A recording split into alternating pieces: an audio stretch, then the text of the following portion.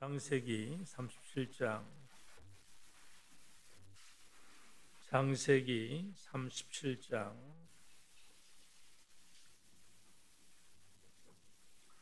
주보에 있는 대로 25절 창세기 37장 25절부터 주보에 29절로 되어 있는데 28절까지 말씀을 한 목소리 읽겠습니다. 한 절을 줄여서 25절부터 28절까지 목소리 맞추어서 한 목소리로 합독합니다. 다 같이 읽습니다. 시작. 그들이 앉아 음식을 먹다가 눈을 들어본즉 한 무리의 이스마엘 사람들이 길르앗에서 오는데 그 낙타들의 향품과 유향과 몰약을 싣고 애굽으로 내려가는지라.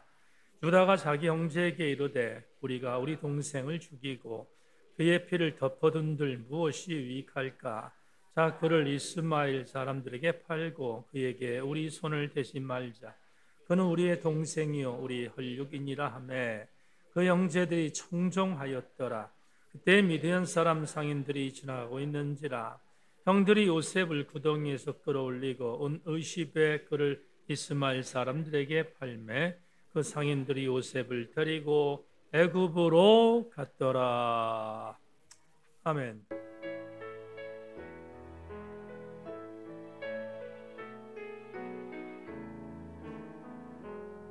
창문 두드리며 비가 오네 눈물에 비슬기 자녀를 위하여 오래 흐느껴오 이 세상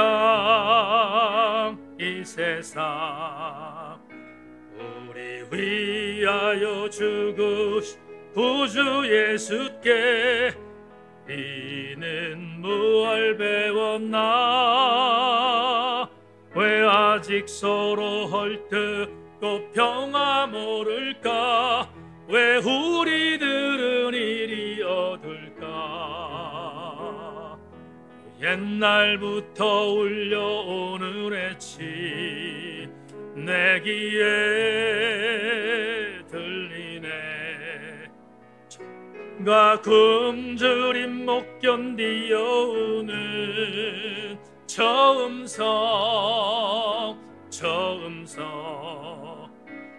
우리 위하여 죽은 구주 예수께 우리는 무얼 배웠나 왜 아직 서로 헐뜯고 평화 모를까 왜 우리들은 이리 얻을까 창문 두드리며 비가 오네 눈물에 비출기 내 온갖 두려움 벗어버리고서 빗속을 달리네 우리 위하여 죽으신 구주 예수께 우리는 무얼 배웠나 왜 아직 서로 헐뜯고 평화 모를까 왜 우리들은 이 1절만 다시 한번 부르고 기도합니다. 창문 두드리며 비가 오네 눈물에 비출기 자녀를 위하여 오래 느껴오 이 세상 우리 위하여 죽은 구주 예수께 우리는 무얼 배웠나 왜 아직 서로 헐뜯고 평화 모를까 왜 우리들은 이리 얻을까. 창세기 121번째 말씀 제목으로 누가 사람인가 이런 제목을 갖고 말씀의 은혜를 함께 나누겠습니다. 우리나라에 현대사의 가장 큰 비극이라고 할 수 있는 세월호 참사가 일어났을 때 대한민국은 거대한 초상집이었습니다. 국가가 국민의 생명을 보호하지 못할 때 그건 이미 국가가 아니었기 때문에 당시 대한민국은 말 그대로 맹골 앞바다에 수장된 세월호 그 자체가 대한민국이었습니다. 생태 같은 자식들을 차가운 진도 앞바다에 묻어있던 유족들은 말을 잃었고 그들은 살아도 산 게 아니라 지옥 같은 나날을 보낼 수밖에 없었습니다. 그 중에 유족 중에 유민희 아빠를 여러분 기억하십니까? 유민희 아빠. 정부가 세월호 진상규명에 대하여 눈 감고 있자 할 수 있는 유일한 저항 방법이 단식이라는 것을 알고 단식하면서 식음을 전폐하고 곡기를 끊었습니다. 그런데 그가 단식하는 현장에 소위 말하는 극우주의자들이었던 일베가 통닭을 주문하여 먹으면서 유민 아빠를 비롯한 세월호 유족들의 진상규명 요구를 정치적인 술수로 몰고 가며 비아냥거렸던 일이 있었고 당시 이 기가 막히고 참담한 일이 벌어지자 한 지식인 식자가 일간신문에 그들을 향해 이런 글을 남겼던 것을 기억합니다. 사람으로 태어나서는 결코 안 될 괴물들이 사람으로 태어나 진짜 사람들을 죽이고 있는 슬픈 세대가 도래했다. 가끔 소개하는 유대인 철학자 아브라함 조슈아 에셀이 누가 사람인가라는 책에서 대단히 의미 있는 갈파를 남겼습니다. 그는 이렇게 말합니다. 사람이 지니고 있는 가장 중요한 문제는 그의 본성이 아니라 그가 그 본성으로 무엇을 하느냐이다. 연이어 헤셀은 이렇게 말을 이어갑니다. 사람이 사람으로 존재하는 것은 그 알맹이 가치에 인간 존재에 내포되어 있는 가치에 있는 것이다. 여러분, 왜 사람이 사람입니까? 오늘 설교 제목을 누가 사람인가라고 정했는데 왜 사람을 사람이라고 질문합니까? 이유가 뭡니까? 이 질문에 답을 할 때 상투적인 것 같지만 이것 말고는 특별히 다른 답이 없어서 이렇게 말할 수밖에 없습니다. 누가 사람인가? 아브라함 조슈아 에셀의 말도 함께 참고하며 이렇게 답할 수 있습니다. 사람이 사람인 이유는 그가 사람이기 때문이다. 여러분, 말장난이 아니라 왜 사람이 사람이죠? 사람이 사람인 이유가 뭡니까? 그 이유는 그 사람이 사람일 때 사람인 것입니다. 이 말을 역으로 얘기하면 대단히 무시무시한 명제가 됩니다. 왜 그렇습니까? 이런 말이 되기 때문입니다. 아무리 사람이라도 그가 사람 같지 않으면 그는 사람의 탈을 쓴 괴물이라는 의미이기 때문입니다. 오늘 설교 제목을 사람은 누구인가로 정했는데 그 이유를 본문 요인을 통해서 함께 우리가 살펴보게 될 것입니다. 형들은 요셉을 구덩이에 집어 던져버렸습니다. 그들은 평상시에 미워했던 요셉을 절호의 기회가 돼서 도단에 자기의 동생이 도착했을 때 입고 있었던 채색 옷을 벗기고 혼자 힘으로는 도저히 나올 수 없는 구덩이로 던져버렸습니다. 그런데 25절 오늘 전반절을 보면 조금 전 세월호 참사 때 유민 아빠의 단식을 보며 통닭을 시켜 먹었던 일베들을 생각나게 만드는 연상구절이 있습니다. 25절 이렇게 기록되어 있습니다. 그들이 앉아 음식을 먹다가 눈을 들어본즉 한 무리의 이스마엘 사람들이 길라앗에서 오는데 그 낙타들의 향품과 유향과 몰약을 싣고 애굽으로 내려가는지라. 충격적인 게 뭡니까? 물론 엄마는 다르지만 아버지가 같은 형제들이 요셉을 구덩이 속에 던져버리고 그들은 태연히 밥을 먹고 있었다. 이렇게 창세기 기자가 보고합니다. 정말 경악할 만한 일이 아닙니까? 자기 동생을 죽이기 위하여 구덩이 속에 집어넣고 본인들은 배불리 먹고 있는 장면은 인간이기를 포기한 형들을 볼 수 있습니다.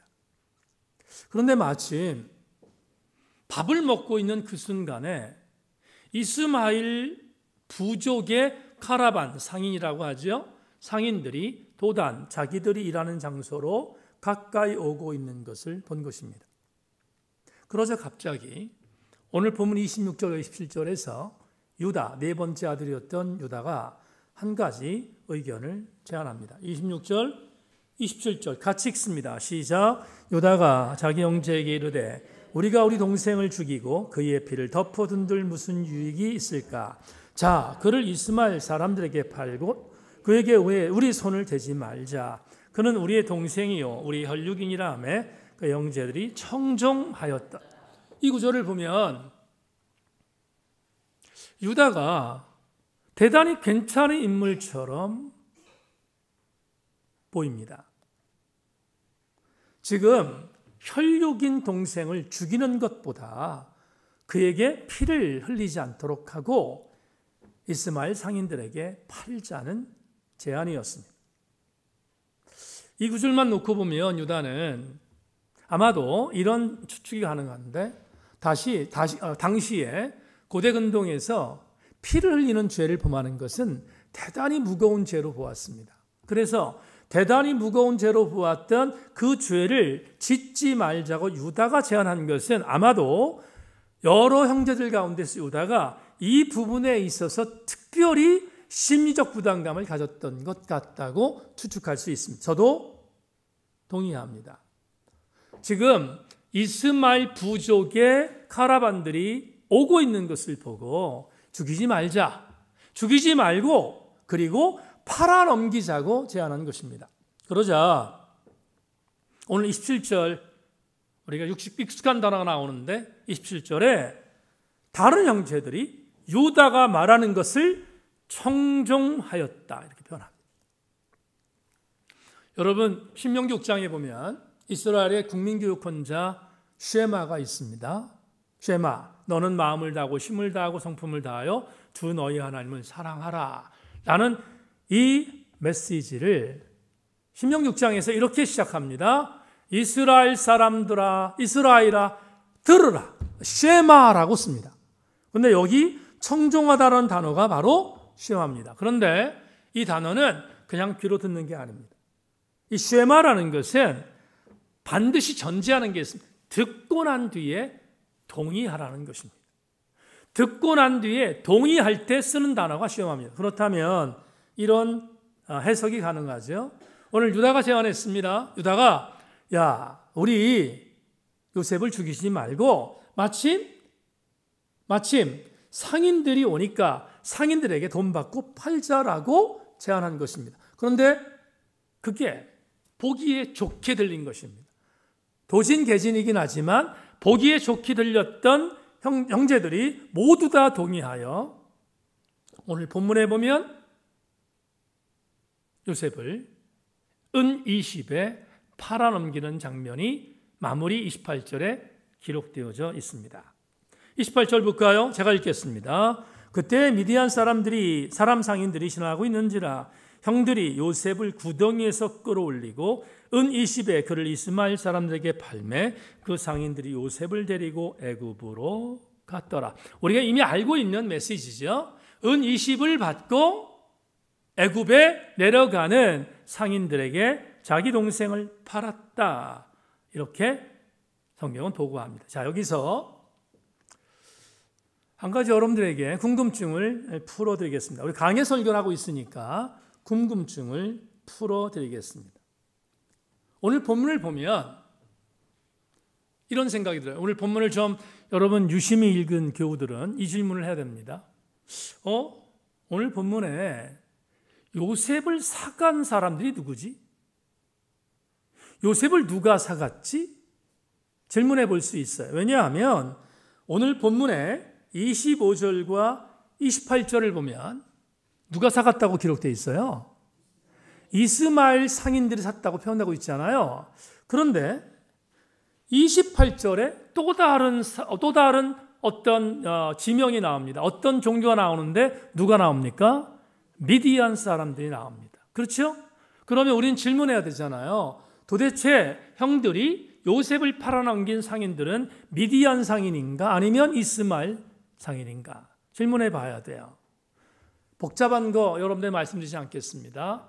깊숙이 들어가면 이걸 해석하면 이 본문은 두 개의 문서가 있어요. 근데 이걸 지금 여러분들에게 말씀을 못 드리는 건 의미가 없으니까 조금 쉽게 설명한 주석 하나를 읽겠습니다. 자, 여러분 자막을 보면 주석을 아마 보실 수 있습니다. 이스마엘인과 미디안인은 모두 아브라함의 후손들이었다. 이스마엘은 하갈에서 비롯된 아브라함의 후손이었고 미디안은 아브라함의 첩 구드라에게서 난 후손이었다. 창세기의 최종 편집자는 이 두 부류의 사람이 사막 지방에 거하는 아브라함의 후손들이었기에 큰 차이가 없다고 보고 서로 다르게 언급하지 않고 하나의 이야기로 그대로 놓아둔 것으로 본다. 더불어 사사기 8장 22절과 24절 여러분 나중에 보십시오. 사사기 8장 22절과 24절 사이에는 미디안과 이스마엘을 같은 족속으로 부르고 있는 것을 볼 때 둘은 같은 족속으로 정의될 수 있다. 자, 이런 생각이 들어요. 이스마엘은 하갈의 아들이었습니다. 그렇죠? 하갈의 남편이 누구였어요? 저녁 먹으면서 대답하지 않기로 동맹하고 나왔습니까? 아브라함이죠. 여러분 하갈의 남편이 누구예요? 아브라함입니다. 그러면 구드라의 남편은 누구예요? 아브라함이에요. 그러면 이런 생각이 들잖아요. 결국 요셉은 누구의 족속에 팔린 거예요? 자기의 고조 할아버지 족속에 팔린 거예요. 이런 아이러니가 본문에 있습니다. 정말 여러분 아이러니 아니에요?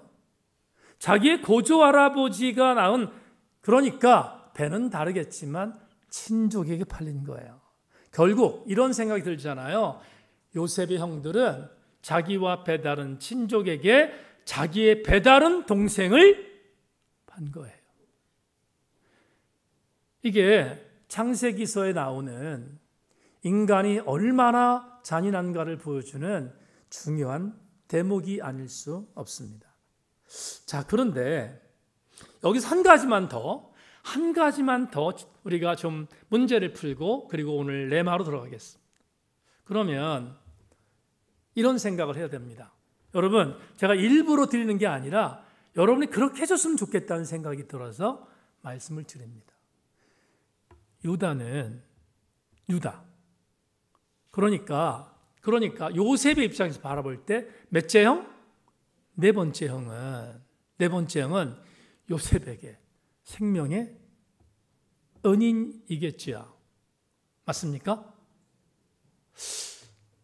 아니, 우리가 문자적으로 그냥 해석하는 것입니다. 문자적으로 볼 때 죽을 뻔했던 요셉이었잖아요. 그런데 유다의 제안이 죽이지 말고 팔자 이렇게 말했으니까 결국 뭔가 찝찝하긴 하지만 분명히 요셉의 입장에서 유다는 생명의 은인처럼 여겨질 수 있습니다. 그러면 우리는 질문해야 합니다. 유다는 정말로 요셉의 생명의 은인이었을까? 이렇게 물으면 저는 노라고 대답하겠습니다. 왜 노라고 대답하겠는가 하면 이게 너무 보수적인 해석인지는 모르지만 어쩔 수 없습니다. 제가 해석이 그렇게 되니까 여러분 유다의 마음에 요셉을 구덩이에 던져버린 상태로 죽이지 말고 상인들에게 팔자는 마음을 넣도록 역사하신 주체는 하나님이십니다. 그러니까 액면 그대로 보면 유다가 요셉의 생명의 은인처럼 보이지만 역사를 주관하시는 하나님의 간섭함이 있었다는 것을 전제하면, 아니 그건 전제가 아닙니다. 우리는 그렇게 믿어야 돼요. 그 믿음이 있다면 유다는 동생 요셉의 생명의 은인으로 해석할 수 없습니다. 또 한 가지 이유가 있는데, 사람을 칼로 쳐서 죽였습니다. 피를 흘리는 것 죄입니다. 왜냐하면 살해하지 말라는 십계명을 어긴 것이기 때문에 죄잖아요. 그러면 사람을 팔아넘기는 것은 살해죄에 비하여 괜찮을까? 진단해 보겠습니다. 이해하셨죠? 무슨 얘기인지? 사람을 팔아넘기는 것은 살인죄보다 괜찮은 죄인가를 한번 진단해 보겠는데, 성경 두 구절, 특별히 율법서 두 구절을 여러분에게 소개하겠습니다. 먼저 출애굽기 21장 16절 다 같이 시작. 사람을 납치한 자가 그 사람을 팔았든지 자기 수하에 두었든지 그를 반드시 죽일지니라. 또 하나 신명기 14장 7절 또 한번 읽겠습니다. 같이 한번 시작. 사람이 자기 형제 곧 이스라엘 자손 중 한 사람을 유인하여 종으로 삼거나 판 것이 발견되면 그 유인한 자를 죽일지니 이같이 하여 너희 중에서 악을 제할지니라. 여러분, 사람을 판 사람의 죄값은 뭐죠? 사형입니다. 그렇죠? 사형입니다. 그러면 이렇게 해석할 수 있습니까? 율법서에 기록된 것처럼 사람이 살인하지 말라고 했는데 사람을 살인한 자는 그 죄값이 사형인데, 사람을 팔아버린 것도 사형이라면 살인죄와 납치하여 인신매매를 한 죄의 죄값이 동일하다는 것을 전제하면 유다가 자기 동생 요셉을 팔아넘긴 건 역시 무거운 죄인 것은 동일하다라고 해석할 수 있습니다. 이걸 전제하면 오늘 설교의 영적인 교훈이 우리에게 다가옵니다. 여러분에게 이 말씀을 드리기 위해서 지금까지 본문을 해석했는데, 오늘 수요 저녁 예배를 통하여 우리에게 주는 영적인 레마는 무엇일까? 이렇게 해석할 수 있습니다. 여러분의 뇌에 그리고 여러분의 신비에 이 영적인 레마를 잘 새겨주시기를 소망하는데, 제가 읽겠습니다. 사람의 가치를 상품으로 여기는 것은 죄의 극치입니다. 사람의 가치를 상품으로 여기는 것은 죄의 절정이에요. 다시 말하면 결코 가벼운 죄가 아니라는 것입니다. 자, 여러분 28절에 요셉을 팔고 형들이 받은 대가가 얼마였습니까? 20세겔입니다. 은 20은 20세겔을 말하는 거거든요. 20세겔입니다. 그런데 당시 20세겔은 어느 정도의 가치인지를 주석 하나를 소개하겠습니다. 고대 바벨론 문헌들을 보면 주전 2000년대 초 근동 지역의 남자 노예 가격은 20세겔이었다. 그러나 세월이 지나면서 가격이 상승했다.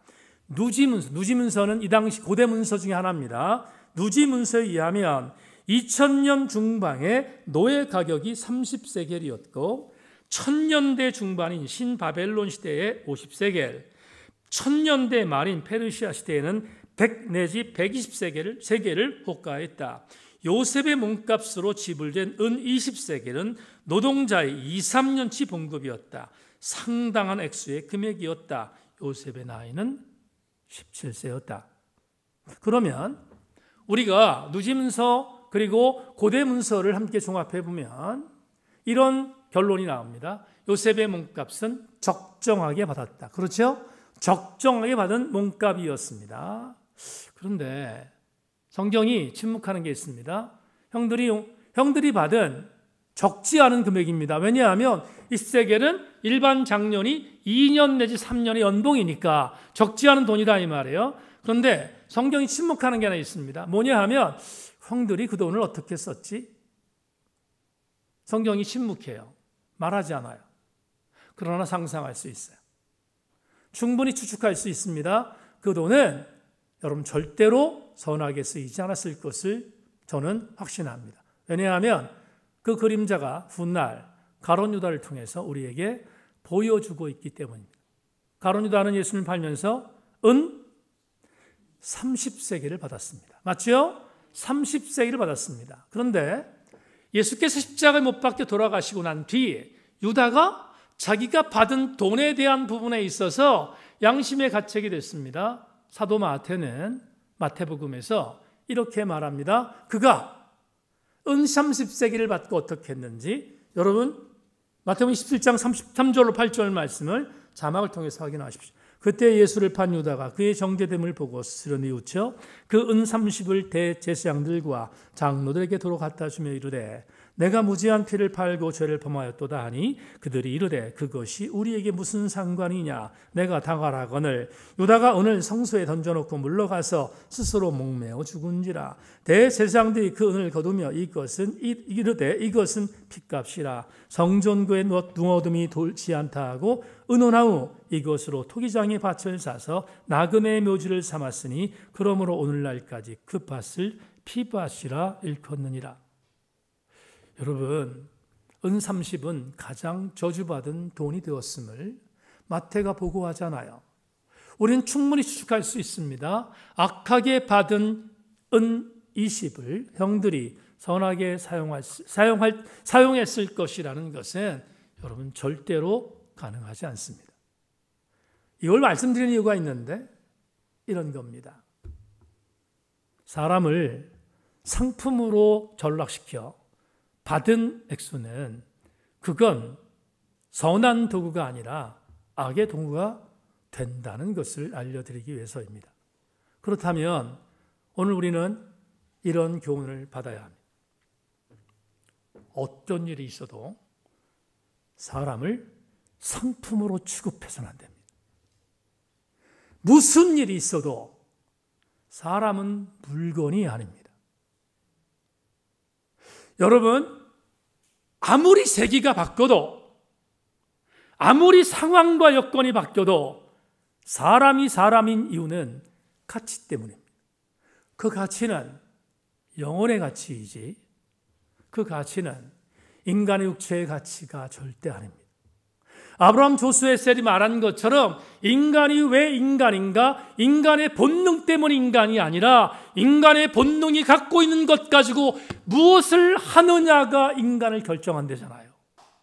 그러면 우리 그리스도인들은 당연히 인간이 어떤 존재인가에 대한 부분을 여러분 민감하게 생각해야 됩니다.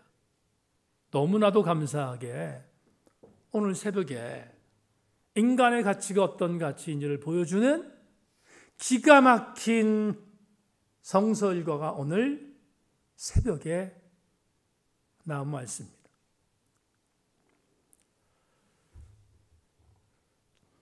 새벽에 나오지 않은 교우 여러분, 제가 오늘 새벽에 전했던 말씀을 다시 전하겠습니다. 전할 테니까 양심의 가책을 갖고 받기를 바라고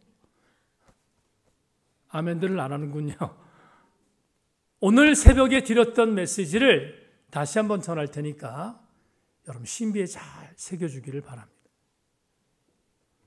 사도 바울이 에베소 2장 1절로 10절에서 우리 그리스도인들이 신분이 변화되었음을 알려줍니다. 어떻게 변화되었는가? 에베소 2장 1절로 10절 가운데 예수 그리스도의 은혜를 받기 전 자연인이었던 우리들은 본질상 진노의 자녀였다라고 말합니다. 두 번째, 우리는 죄와 허물로 허덕이던 죄인들이었다라고 해석합니다. 세 번째, 우리는 공중 권세 잡은 자를 따르던 자들이었음을 정의했습니다. 결국 이 세 가지의 종류에 들어가는 사람들이 예수 그리스도를 통하여 구원받지 못한 존재들이었음을 사도 바울이 에베소 교회 편지하는 글에서 분명히 전하고 있습니다. 그런데 바울이 이렇게 말합니다. 하나님의 전적인 은혜로 구원받은 우리들이 되었다. 여러분, 여기 예배드리는 사랑하는 교우들, 줌과 유튜브로 내린 사랑하는 성도 여러분, 명심하세요. 여러분이 예수 믿고 구원받는 것은 여러분들이 잘나서가 아니에요. 주께서 여러분에게 전적인 은혜를 주셨기 때문입니다. 그래서 우리는 구원받은 자가 되었습니다.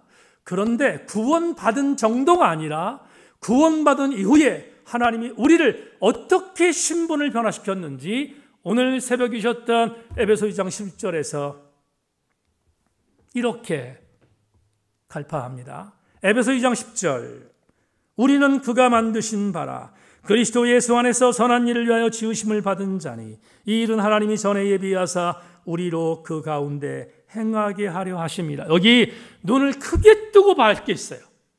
뭘 눈을 뜨고 크게 봐야 되는가? 우리가 본질상 죄의 자녀였습니다. 진노의 자녀였고요, 공중권세 잡은 자를 따른 죽을 수밖에 없는 존재였는데 우리로 하여금 은혜를 주셔서 구원받게 하셔서 하나님이 우리를 이렇게 만드셨대요. 우리를 이렇게 신분으로 변화시켜 주셨다는 거예요. 어떻게? 예수 그리스도 안에서 선한 일을 할 수 있는 하나님의 사람으로 변화시켜 주셨다는 거예요. 얼마나 엄청난 신분의 변화입니까? 죽을 수밖에 없었던 우리들인데 선한 일을 위하여 지음받은 존재로 바뀌어 주었으니 우리의 신분 가치가 얼마나 올라갔습니까? 급상승했습니다.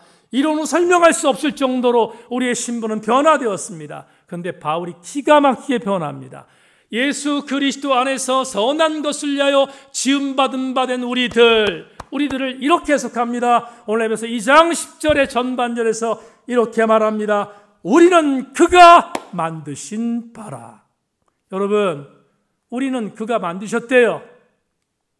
그가 만드셨다는 이 말 오늘 새벽에 말했습니다. 만들다라는 헬라어가 포이에마라고 했습니다. 포이에마는 시 같은 인생이라고 표현하지만 공동번역에서는 기가 막히게 해석했어요. 여러분, 공동번역에 이렇게 말합니다. 우리는 하나님의 작품입니다. 곧 하나님께서 미리 마련하신 대로 선한 생활을 하도록 그리스도 예수를 통하여 창조하신 작품이다. 사랑하는 여러분, 여러분이 하나님의 작품이래요. 하나님의 작품이라니까. 한 번만 더. 하나님을, 여러분들을 만드실 때 보시기에 심히 좋았다라고 탄탄하신 작품으로 만드셨다고요. 영어 성경 New Living Translation에서 이 작품을 기가 막힌 단어로 표현했습니다. 여러분, NLT에서 이렇게 말합니다. 왜냐하면 우리는 하나님의 마스터피스, 걸작품이다. 그냥 작품도 아니에요. 여러분, 하나님이 우리를 만드실 때 어떻게 만들었는가? 마스터피스, 걸작품으로 만드셨다는 거예요.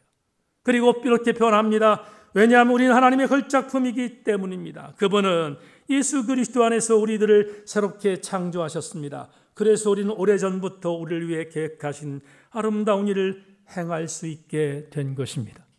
그런데 어떻게 이 마스터피스, 걸작품을 팔 수 있습니까? 누구 맘대로 하나님의 걸작품을 돈 주고 받고 팔 수 있단 말입니까? 사람을 서열화시키는 행위, 사람을 상품으로 같이 전락시키는 행위, 사람을 돈 주고 파는 행위, 용서받을 수 없는 범죄임을 다시 한번 각인해야 합니다. 여성을 성에 상품화시키는 범죄, 여러분, 일소대할 범죄이고 그걸 사는 범죄는 더 큰 범죄입니다. 어떤 일이 있어도 사람을 상품화시키지 말아야 합니다. 누가 사람입니까? 누가 사람입니까? 하나님이 만드신 마스터피스, 걸작품을 가장 존중하는 자가 사람인 것입니다. 시인 박노해 씨가 사람만이 희망이다라는 시에서 이렇게 노래합니다. 희망찬 사람은 그 자신이 희망이다. 길 찾는 사람은 그 자신이 새 길이다. 참 좋은 사람은 그 자신이 이미 좋은 사람이다. 사람 속에 들어있다. 사람에서 시작된다. 다시 사람만이 희망이다. 교우 여러분, 아시는 것처럼 군사독재 시절 때 박노해 씨는 자기를 비롯해 수많은 사람들을 물건 취급하는 죄를 범했던 사람들을 향하여 항고하며 이렇게 노래한 것입니다. 사람만이 희망이라. 목사는 시인으로 살았던 박노해 시인의 그 철학에 머물 수 없습니다. 설교 준비하다가 한 발 더 나갔습니다. 정말로 아름다운 세상은 하나님의 걸작품인 우리 모든 사람들의 가치를 영혼의 가치로 존중해 주는 세상을 만들 때 우리는 비로소 그리스도인들이 원하는 세상을 만들 수 있음을 명심하고, 옆에 있는 지체들은 물론이거니와 우리가 만나는 수많은 사람들의 영혼의 가치를 존중히 여기는 우리 모두가 되기를 주의 이름으로 소망합니다. 말씀 맺겠습니다. 박노해 시인 말했지만 또 다른 시인 한 명의 시를 읽고 설교를 맺겠습니다. 한 사람 건너 한 사람 다시, 한 사람 건너 또 한 사람 애기 보듯 너를 본다. 찡그린 이마 앙담은 입술, 무슨 마음 불편한 일이라도 있는 것이냐. 꽃을 보듯 너를 본다. 나태주 시인이 이렇게 말했습니다. 꽃을 본 듯 너를 본다. 설교 시간이지만 진정성을 갖고 여러분 옆에 있는 사람들에게 한번 이렇게 말합니다. 권사님은, 집사님은 어떤 꽃을 닮았습니다. 제가 지켜볼 거 눈을 크게 부릅뜨고 올 테니까 옆에 있는 사람에게 꽃 이름을 말하면서 한번 말을 해봅니다. 아셨죠? 다 같이 시작.